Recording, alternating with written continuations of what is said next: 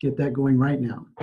So, very special call. I'm really happy that all of you have joined us. This is going to be our last national Convergence call for the year. And it's been quite an eventful year, a pretty exciting one, and a lot that took place. And so we want to kind of revisit 2017.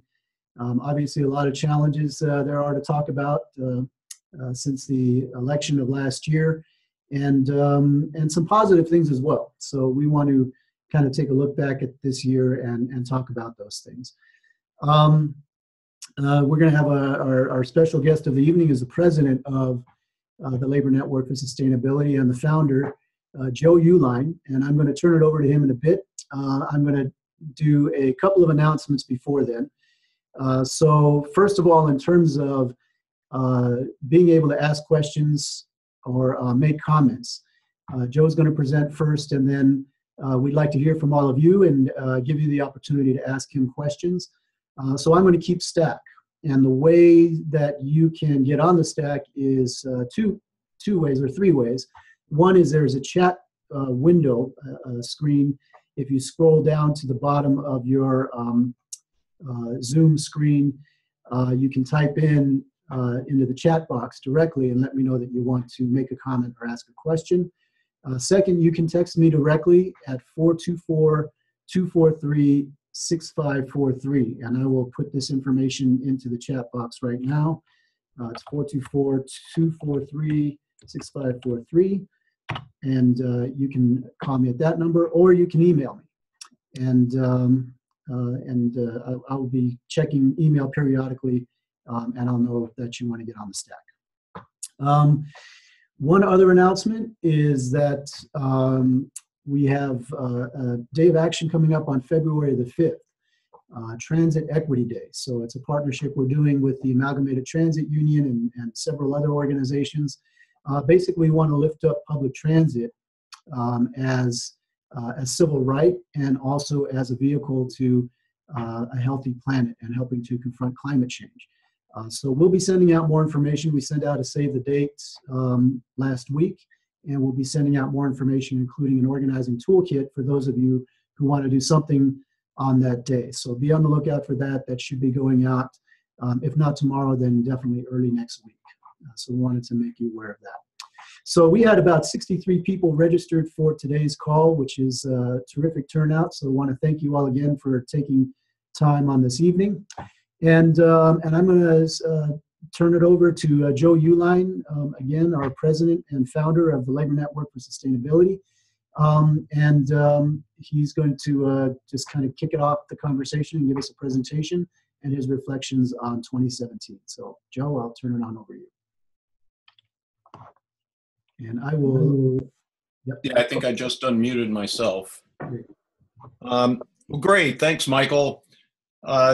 So yeah, we're going to talk about 2017 a little bit, but also reflect a little on how we got to this spot in 2017, and talk a little bit about there's so much really amazing work going on in labor on this issue, and we're going to talk a bit about that.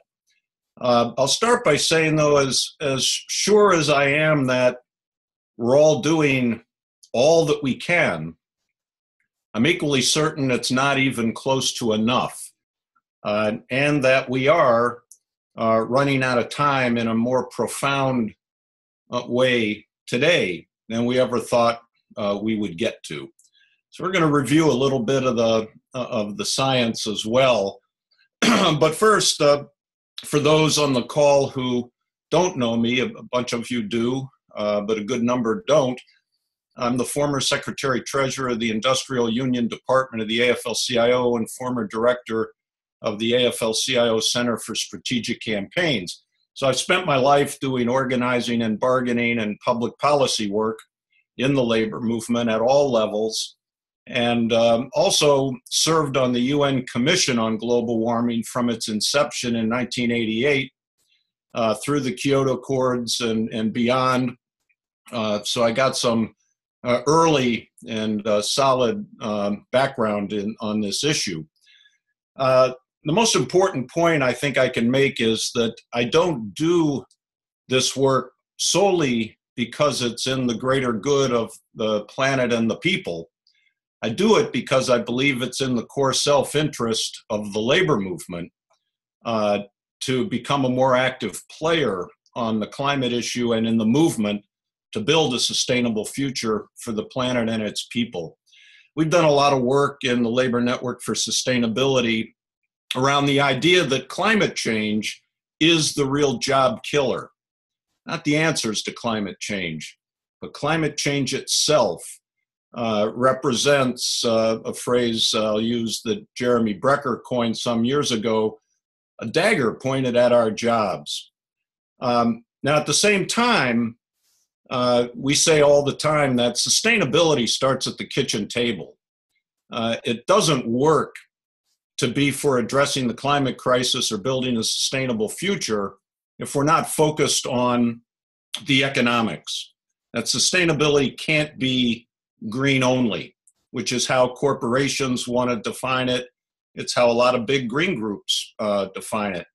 But there's got to be social justice and economic issues on the table because it's part of the definition of sustainability.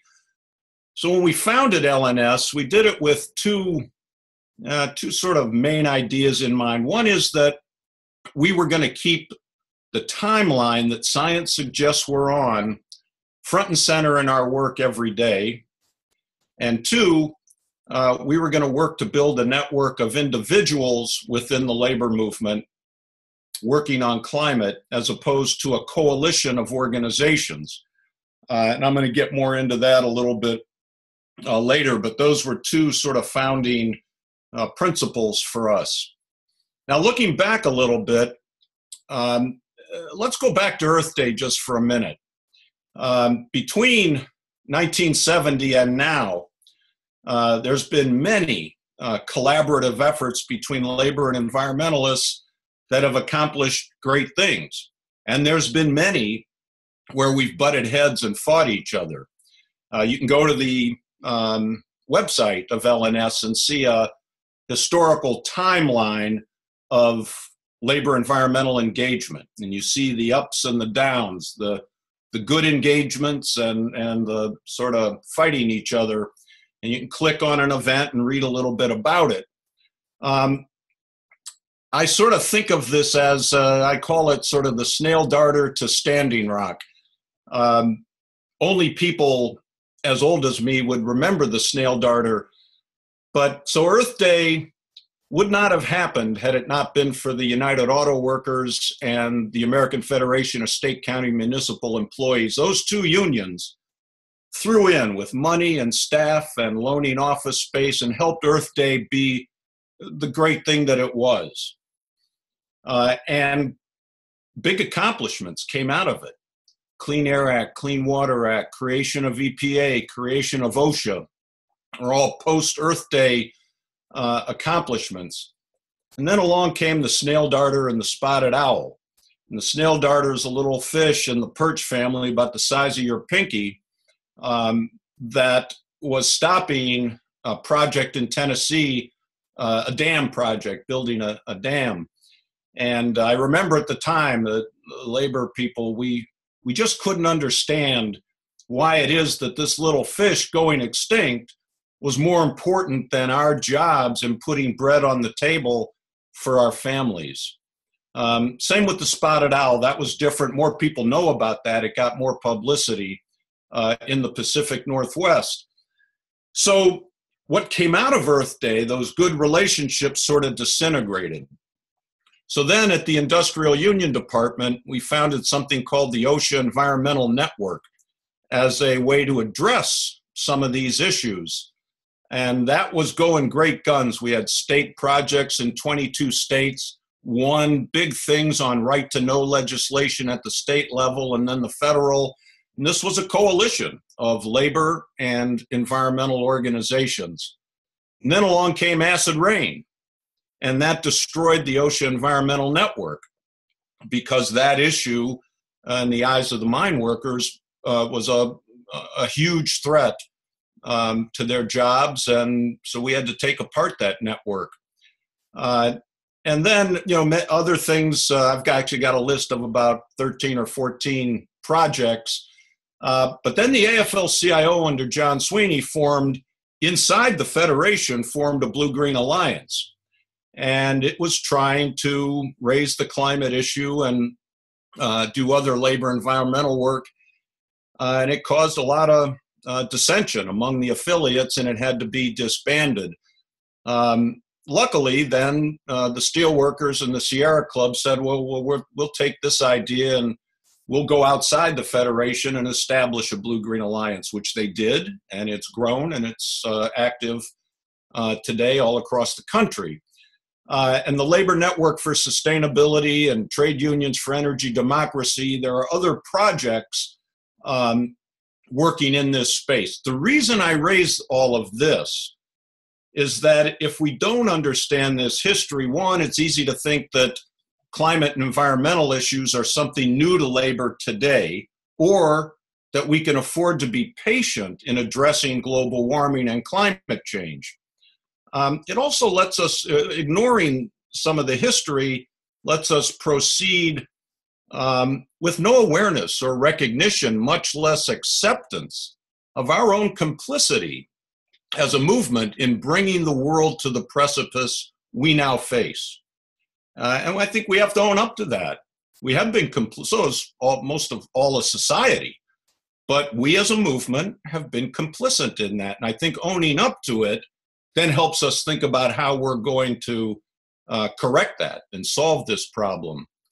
But in short, the kind of silo politics that represents the graph I talked about with the good things, the bad things between labor and environmentalists, the ups and the downs over half a century, that kind of silo politics approach, sort of I'm okay, you're okay, sometimes we'll work together, sometimes we'll fight each other. What it leads to is extreme moderation in a time when it's true that climate change changes everything, including how we see our role as trade unionists in society. So we need to move beyond the extreme moderation, beyond the silo politics approach, and really start to push the envelope in the way that we haven't done enough of. Let's get a few of the bad news out of the way. Just some salient facts. One, we've known for over half a century that global warming and climate chaos are human-caused and threaten the existence of humanity. In 1959, the first article for public consumption on climate change appeared in Scientific American magazine. In 1965, the United States government released its first report on global warming, and President Johnson, no radical, had this to say, quote, remember this is 1965, this generation has altered the composition of the atmosphere on a global scale through a steady increase in CO2 from burning fossil fuels, end quote. That's the President of the United States in 1965. So 1988, the UN forms its first commission. 97, we get to the Kyoto Accords. And, so here we are today with over half a century of solid science and certain knowledge. And we really still haven't addressed the issue in an adequate way. We think at LNS that these realities require a different strategy in terms of moving forward. Just a couple months ago, the Scripps Center for Oceanography at the University of California, San Diego came out with a report that said there's a 5% chance that by 2050, this planet will not be able to sustain human life. And I've checked that with both the Stockholm Environmental Institute and the Union of Concerned Scientists, and they say that's on the mark. They also tell me that we're 80% of the way right now today to 1.5 degrees increase. That's Celsius. Now we only have 4 years left of emitting carbon if we have any hope of reaching even the 2 degrees Celsius target. The emissions now are on track to take this planet to 3.2 to 5.4 Celsius increase. Now, if you do the math, and I'm no mathematician and I'm not good at math on any level, but that's like 7 to 12 in Fahrenheit increase in temperatures.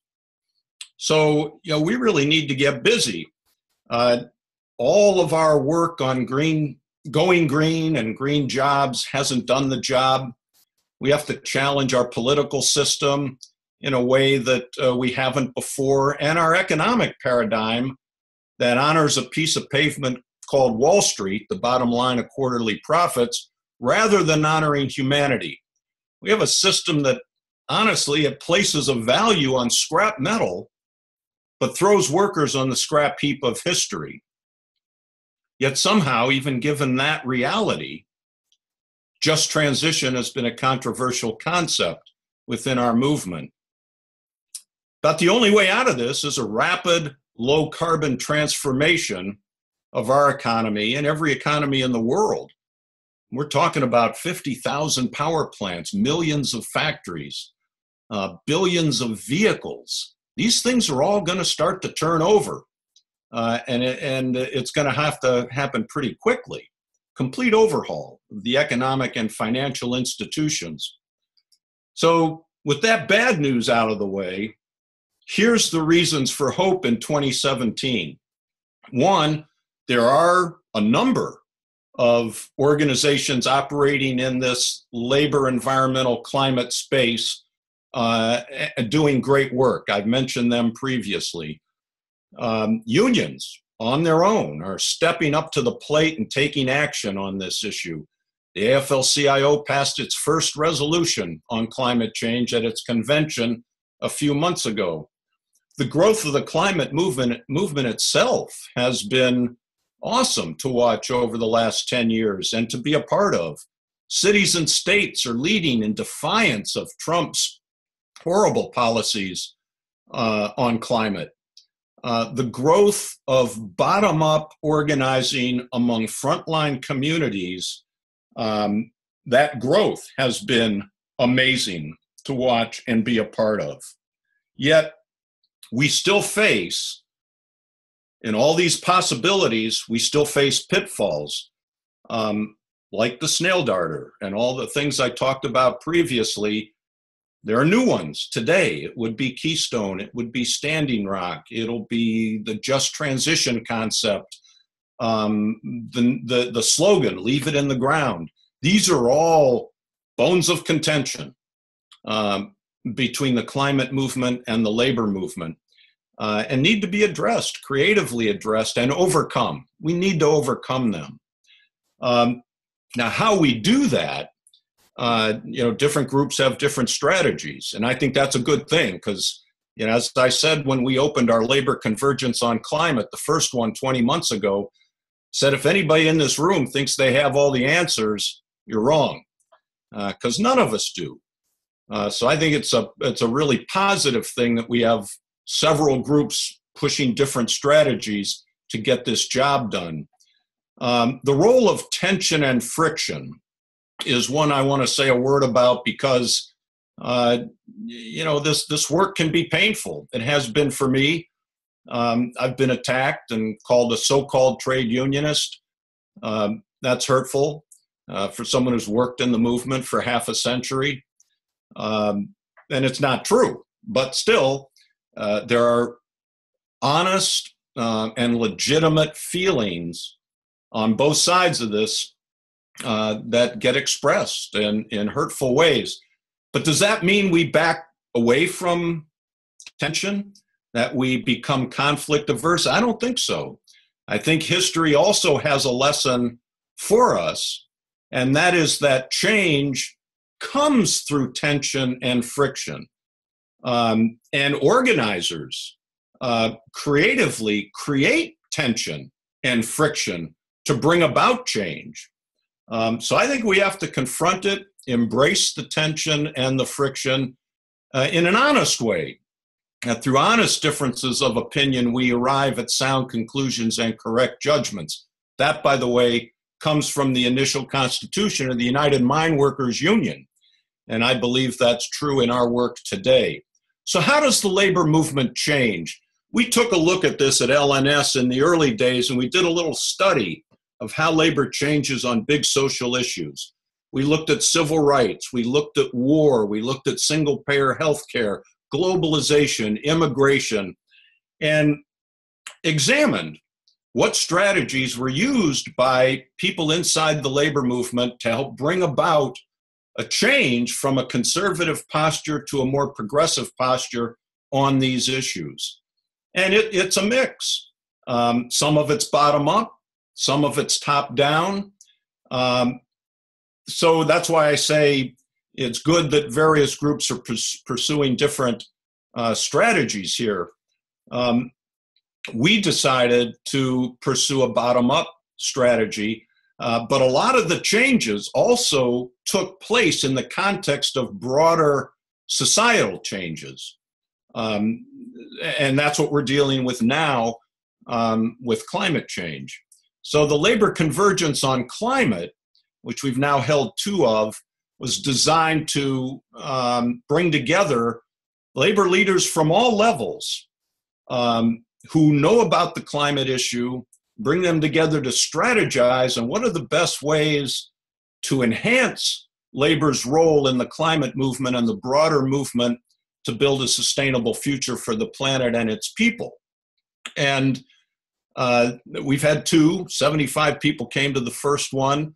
We had about 125 at the second one.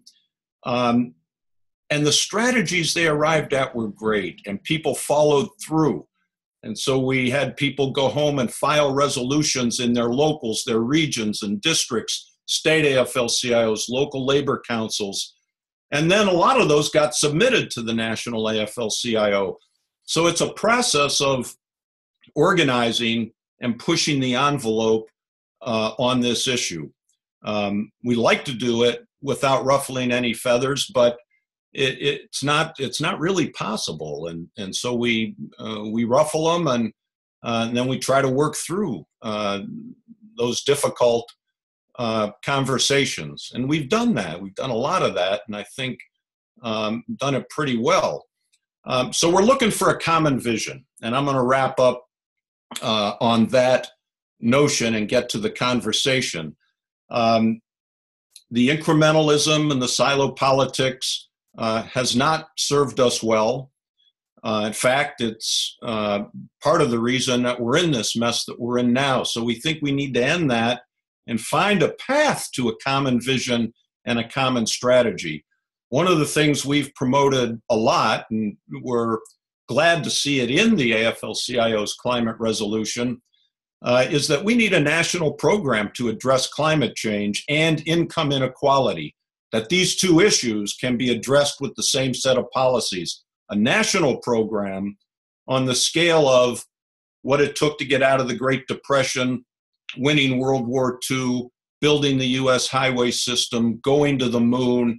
The list goes on and on. When this nation has been faced with big problems, we've marshaled resources and political will and got the job done. We need that for climate change. Now, we're not close to getting that. I can hear all of you laughing as I say this, because it's like a national program to address climate change. Give me a break. No, that's not happening now. It's what we need. And in the meantime, we need to fight as hard as we can on every level with the states that are doing it, the cities that are doing it, within the labor movement, which is really stepping up to the plate now on this issue. We think we have a good strategy to get there. We know other groups do too, even though it's different than ours, and that this manifold stratagem approach is a good thing. And so I'm going to close with that, Michael, and say that we look forward to working with, all the folks on this call and beyond, because everything's on the table. Our lives are at stake. Our jobs are at stake. Our unions are at stake. So we need to get busy with it. Take it away, Michael. Thank you, Joe. All right, so I'm going to open it up for stack for folks who have questions or want to make comments.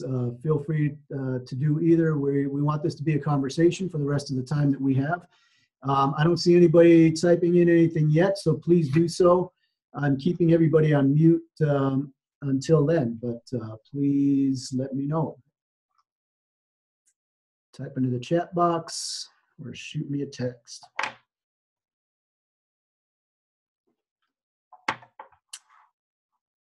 Wow, I'm seeing none right now. Okay, I'm going to open it up. There's a few in the chat box. Oh, there are. I can see them. Okay. All right. So I see Steve Ongworth. Anybody else? Okay. There's some comments there in the chat box. Steve, you should be able to unmute yourself. So why don't you go ahead and do that? Because otherwise I'd have to search a number of screens here to get you.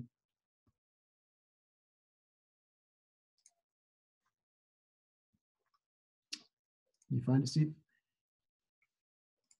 Okay, I found you here. Let me see if I can. You can go try speaking, Steve, and we'll see if we can hear you.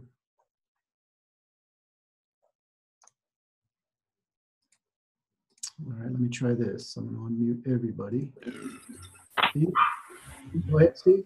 I didn't know how to unmute with my phone. Can everyone hear me? Yeah. Mm-hmm. Go for it. Go for it, Steve. Okay, so I have a comment, or maybe a couple of comments, and I will try to phrase this as more of a question. So Joe mentioned Standing Rock. I am one of the co-founders of Labor for Standing Rock, and that, although it was a small group that actually went to Standing Rock, it has a Facebook page that has about 32,000 people who like it.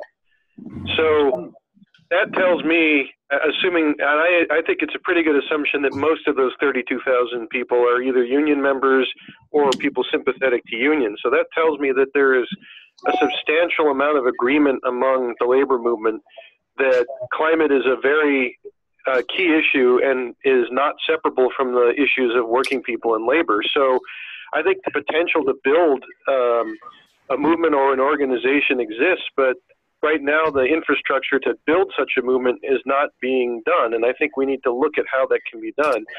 And then the second thing I'd like to point out is speaking to Joe's point about there not being a mobilization currently, I think the potential to build one also exists, and that's because even among Trump supporters, they highly favor renewable energy, according to 2 polls that came out. And renewable energy will create jobs, and it will help tackle the climate crisis. And of course, renewable energy jobs are not necessarily good jobs, and they're not necessarily, in fact, most often are not union jobs. But it seems to me that would be a way to help rebuild the labor movement, is to promote renewable energy and try and organize it. And I know that's no easy task, and I don't think it can be done using the traditional method of card check organizing or NLRB elections. I think it has to be done using methods similar to Fight for 15. But I think the potential is actually much bigger than people realize. And I think it's just a question of getting together the people to make it happen. And I've actually drafted a proposal on how we could do that. It's something that I can send to people if they're interested, and I will end there. Would love to see it. Joe, I'm going to mute everybody. If you wanted to, be sure to unmute yourself. And then if folks want to comment and get on stack, please let me know through the chat box or by texting. Oh, Joe, I'll unmute you. Sorry, Joe. There you go. Yeah, just one short comment in answer to Steve. And I appreciate those comments. I'd love to see that proposal you talked about. And that is that where the rub is that if you're a trade union leader today, you have a legal duty to represent the interests of people who pay dues to your union today, and they want their job protected. So that's a constraining dynamic. Now, on the other hand, you have a moral duty to watch out for the future of this great movement of working people. And that requires a really difficult balancing act between the representational duties and looking to the future and sort of doing the things you suggested, creating the organizing strategies around renewables. You know, I honor the people who do that balancing act. It's a tough one. And I appreciate your comments. Great, thanks. I am going to open up the lines again in case somebody's having trouble figuring out how to unmute. Or so if anybody wants to get on stage, just go ahead and let me know. Michael, how do we unmute ourselves on the phone? I'm sorry? How do we unmute ourselves on the phone? Yes, on the phone, that is a good question. So I'm gonna leave the lines open while for those of you right now who are on the phone. So let me take names if you want, just let me know. Hit star.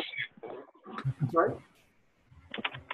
Hit star 6 when you're on phone. I think it's star 6 to unmute you. Star 6, okay. Okay, so did you want to go ahead and make a comment or a question? Well, this is Dave Masson in San Francisco. It's good to hear from Joe and Mike. Can you hear me? Yep. What opportunities are out there for organizing workers in renewables? Are there any things going on right now anywhere? There are, and probably people on this call who could address them. I mean, you know, the IBEW's got some pretty impressive renewable energy programs around the country, and other unions are, you know, moving in that direction as well. But I would urge people to think beyond renewables and beyond energy, even though that's at the core of this problem. It's not the only part of it. So, you know, we got to look at the weatherization of buildings, retrofitting all public buildings, all schools, all government buildings, and look to new emerging economies that are out there. In other words, think broadly about the economy and about job creation, because we need jobs across the board. Okay. All right. Let's see. Okay. Anybody else want to get one? Bill Onash on the stack. Yes. Okay, Bill. Let me just check if there's others. I've got John Braxton also. Anybody else? Why don't we go ahead and start with you, Bill? We'll go on. Go ahead.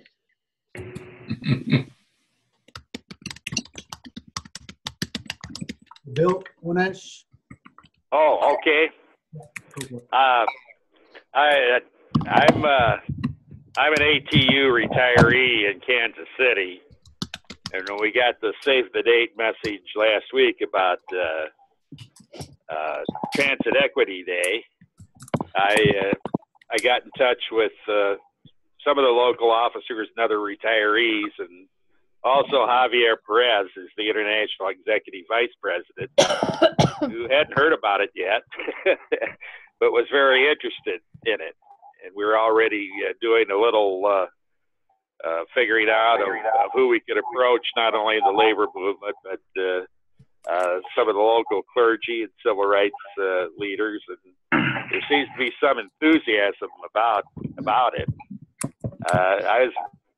I was wondering, you know, what stage is this thing at? I was a little disturbed that the ATU is an endorser that Javier hadn't heard about it yet. So if you could fill me in a little bit on, you know, what's been done so far, and what expectations do you have of this being a big nationwide event, or educational effort, or where are we going? Yes. Thanks for asking that, Joe. Yeah, so this it's actually an idea that emerged out of the convergence that Joe mentioned earlier. That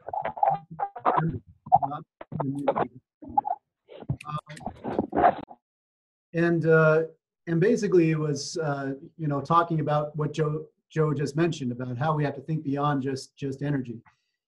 So it was an initial conversation, a brainstorm that happened there. And then we followed up after the convergence in the last month in talking with folks like Ed Watt. And so we put out a concept in terms of how this could come together. So we're actually in the pretty early stages of putting this together. That's why we sent out a save the date. And the idea is that what we want to do is actually lift up the work that's happening at the local level where there are transit campaigns, support for the workers in that industry, and really just the idea of public transit, both as a civil right and as a way to address the climate crisis. And so we will be sending out an organizing toolkit that's going to include everything from a template for an op-ed piece, for a resolution that you can ask for your union or organization to be able to pass, and some hashtags, all the social media stuff and all of that. But really what we're hoping, Bill, is that this does take off and that we get folks that jump on board. We've got a few networks that are joining the effort, Jobs with Justice, Partnership for Working Families. So they're talking to their affiliates. We've got a group in Los Angeles now and Santa Fe, New Mexico that have jumped on board. So again, this is really about how do we lift up those efforts that are happening on the ground and those workers and just the necessity for public transit, which, as we know, in the transportation bill, gets nothing compared to the funding for building roads. So that's what we're looking at. Michael, you might want to repeat the date and how people can find out about it or connect with it. Yes. So the date is February 5th. We wanted to commemorate Rosa Parks' birthday, which is February the 4th. February 4th is a Sunday. In fact, it happens to be Super Bowl Sunday, which is why we picked Monday, February 5th, to commemorate her birthday and to do the day. If you want more information, feel free to email me directly, and I will respond back to you. Information, as I said, you should be on the list that receives more information in the coming week on what you can be doing. And it's not just for we want to get everybody involved, and Bill would really appreciate you getting out to other folks in the community about it. So thanks. You have a couple in the stack, Michael. All righty. Let's see. I see a question. Martha, I'm going to go to you, and then I have a question from John, and John Braxton, I'll come to you after that. So Martha? Martha? Oh, yes. Hi, can you hear me? Yep. Yeah. Martha Hawthorne, SEIU 10 to 1, San Francisco. Just wanted to add kind of a question about priorities for action, because I agree with everything Joe said. We've got to make the links and really bring the system of inequalities into question while fighting climate change and trying to transition to renewables. One of the campaigns we have been pushing for years here with our pension fund is divesting from fossil fuels, and the other one is community choice energy.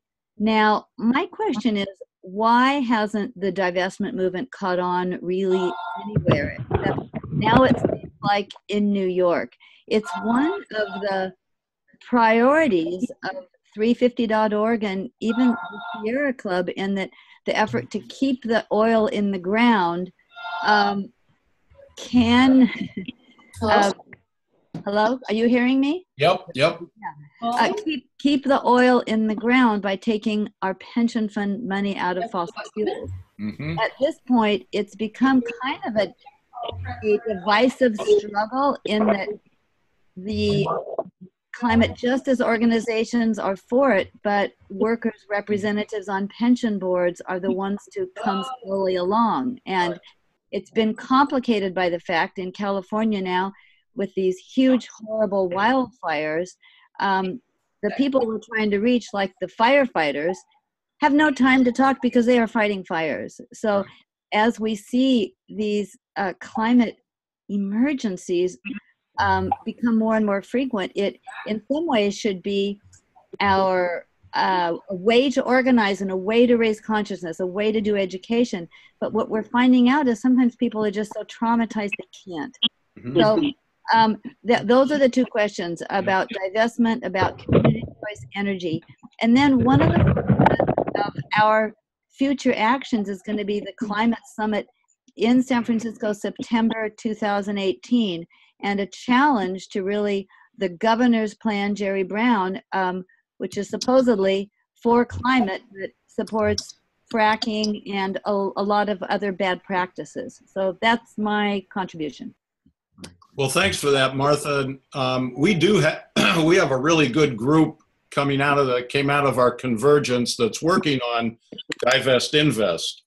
And we're pretty close to releasing a guide on this issue that we hope will help labor union leaders and pension fund trustees act more aggressively on it. I mean, one of the reasons that we haven't done, labor hasn't done more on this issue is that there's a lot of density within the labor movement in the fossil fuel chain. And those unions are not eager to see divestment from fossil fuels. Now, however, it's becoming pretty clear that remaining invested in fossil fuels is a risk. And one of the things we're looking into is how you go about redefining fiduciary responsibility and make the case that it is endangering our pensions to stay invested in fossil fuels. And I think that's a reality that is beginning to dawn on a lot of trade union leaders and pension fund trustees. So yeah, that's one of the reasons that we haven't made more progress as a labor movement. Now, there are also people in labor who choose to engage through their investments. In other words, they don't want to divest. They want to file shareholder resolutions and do other engagement strategies. So there's some of that as well. But I appreciate your question on it. And it was well said. We're aware of San Francisco and the Jerry Brown thing. I'm not ready yet to say anything about it because we're not sure if that's something we'll be involved in or not, but sure glad that you're out there. And a lot of folks out there are involved and are going to engage around his climate summit. All right, folks, I'm going to mute everybody again. We're getting a lot of background noise. I'm going to read Ajamu's question that he put in the chat box. Then I'm going to go to John Braxton and Tom Hoffman, who asked to be on the staff. So, Joe, Ajamu's question is, the NAACP has just released a major paper on pipelines and such, and next week is holding a Just Transition conference for Black workers, and then a community resilience segment for its chapters dealing with environmental racism and climate impacts. What do you think about this development in terms of our work? Well, I think it's I think a lot of the NAACP and its work on climate has been stellar over the years. And I haven't seen this new paper, but I support their work. I like what they do. I'm glad to hear they're holding a Just Transition conference. We've made the point many times that if we simply rebuilt the existing pipeline infrastructure, and I'm talking about water delivery pipeline systems as well as natural gas, both systems that are ancient and dangerous in terms of the natural gas. If we rebuilt the existing system rather than building new pipelines, That would be a full employment program for the building trades. All across the country, it would employ everyone they have available to go out on a job. And so we need to be doing that. Building new pipelines ensures the continued burning of fossil fuels. And that's just something that we can't afford to do. So we have to find alternative employment. The building trades' desire to put their members to work is totally legitimate. It's why they're building trades unions. It's why they are leaders in those unions, is to promote work for their members. So I wouldn't do anything ever that denigrated that. But we can find jobs that are not destructive to our own futures and the futures of our children. And that's what we need to be doing. Sounds like that's what the NAACP is looking at. Yeah. I'll also just add, I'm glad to see that this report is coming out too. I know Jackie Patterson has been doing a lot of great work educating the leadership and membership of not just the NAACP, but others around the connections between environmental justice, racial and social justice, and climate change. So yeah, I'm looking forward to hearing the results of that Just Transition conference as well. So anyway, great. Thanks for that. I'm going to turn it over next to John Braxton and then Thomas Hoffman, and then we'll open up the phone lines again, see if anybody else wants to weigh in who can't write in the chat box. So John, can you unmute yourself, or do you want, let me see if I can find you there. 215 area code, I think that's you. Can you hear me now? Yes, can hear you now. Okay, great. So yeah, this is John Braxton from AFT in Philadelphia, a community college in Philadelphia. And, you know, I feel like, I think Joe laid out a really good history and the challenges ahead of us. And, you know, that tension between trying to do what a union is supposed to do, defend its members, and these bigger questions like climate change is a very real one. For me, you know, our union is in a big battle, a big contract battle, and it's hard for me to figure out how to, whether I'm distracting from our contract campaign by trying to do something around climate change, and I'm somebody who's very committed to doing stuff around climate change. So one of the things that I haven't yet done with my union, but I am planning to do, is to get us to endorse the principles of the Labor Network for Sustainability and to actually join. And I feel like I'm kind of embarrassed. I know that I've got notes in folders about this, but is there something on our website that tells unions that would like to join as a union, you know, what the affiliation fee suggestions are and how to go about doing that?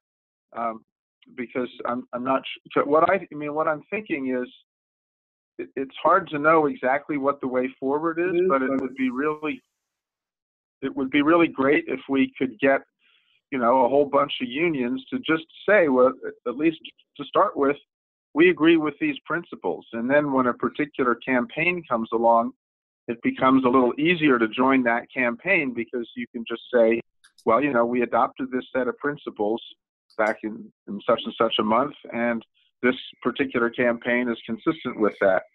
Mm-hmm. So I'm wondering if you have, is there stuff on our website about that I didn't see, or if not, if somebody can tell folks how to do, how does a union join LNS if it wants to?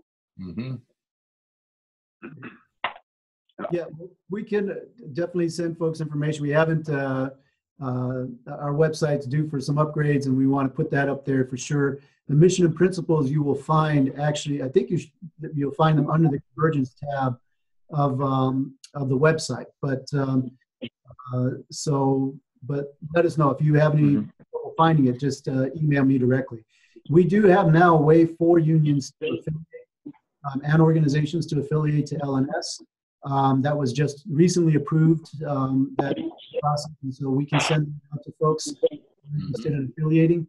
and there is a scale based on the size of your membership in terms of what the fees are. And the only other requirement is endorsement of the principals. And so that's we're more than happy to send that information out to you all, and we'll work to make sure it's prominent on the website. Michael, I'd like to say one thing. Well, first of all, I noticed a question much earlier by Ashley Conway about the recording, and I think you did say this would be recorded, but maybe you should say how it can be available. And then I want to just make one comment about John's observation. Yep. So we can definitely send the link to the video after this call. So it takes a little bit of time for it to get downloaded and formatted and all that kind of stuff. Once we get it up online, we will send that link out to you all so you can review it. Great. So the one thing, John, you really kind of hit the nail on the head there, and something I was alluding to in my remarks, and you picked up on it and took it a step further, and that is that there are competing or conflicting views about the purpose of a union. And Jeremy Brecker, of course, who wrote the book on labor history called Strike, for any of you who want to read about the history of the labor movement, that's the book. Could answer this, but my short answer is that this dispute goes back over 100 years. I mean, it is at the heart of the formation of the CIO. We have in the AFL the sort of strict worksite focus, and then in the CIO, I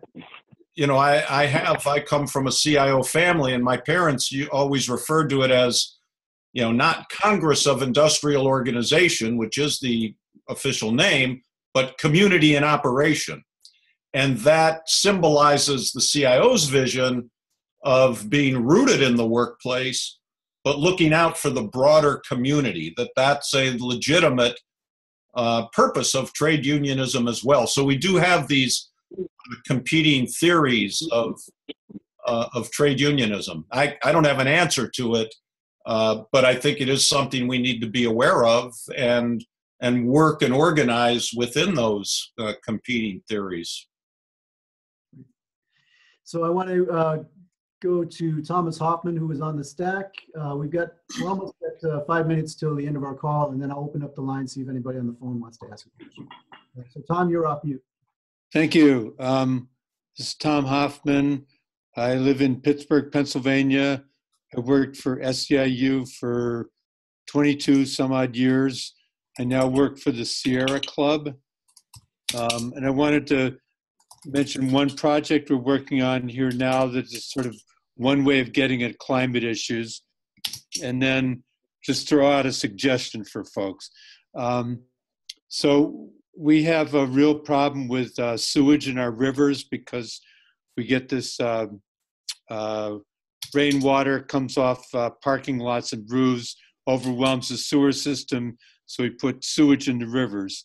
And we're going to spend 2 to 3, maybe as much as $6 billion to fix that.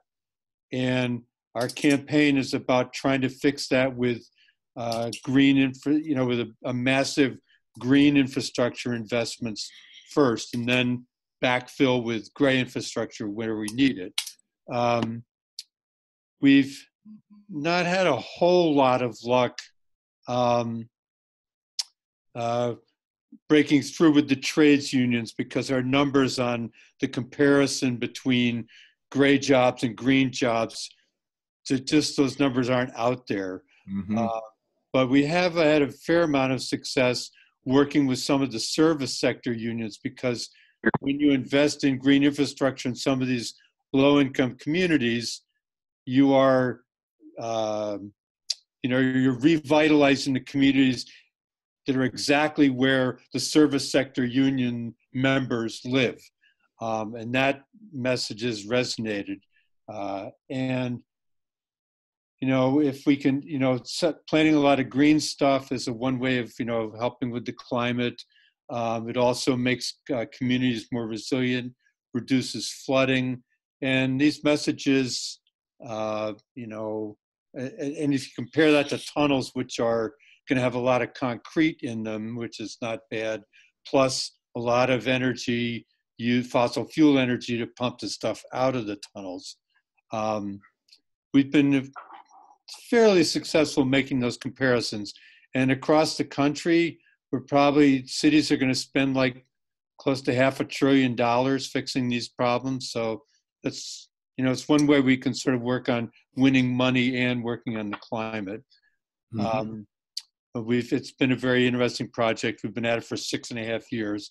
The other thing I want to mention is, so there's a 350 chapter here in town, this 350.org chapter.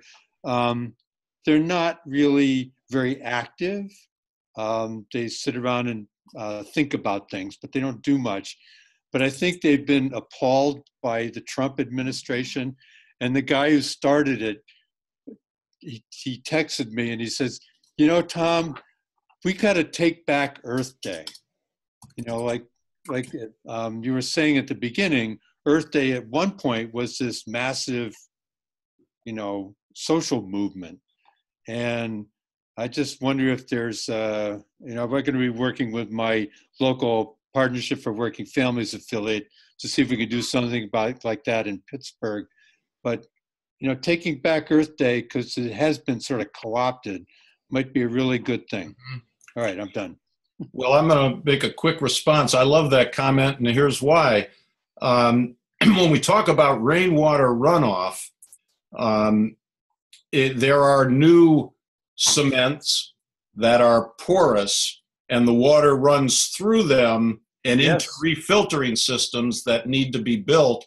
This is, you know, for the steelworkers union who represent cement workers, and for the building trades who build things, all of our concrete infrastructure related to runoff needs to be rebuilt with this new concrete so that we can deal better with the runoff.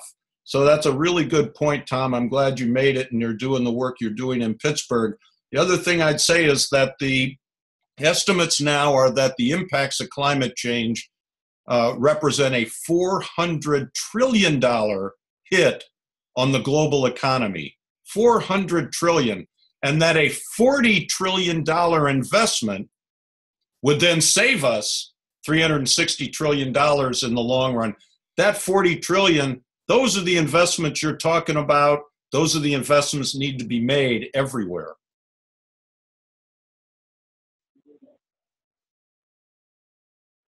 Michael, we can't hear you. I wish our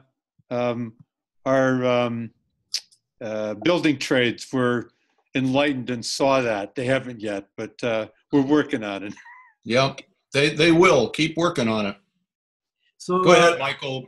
We're almost at time. I just wanted to unmute everybody for those folks who are on the phones who can't let me know they want to be on Stack. See if there's any last comments, and then we'll wrap it up for today. So anybody want to make a comment who's on the phone?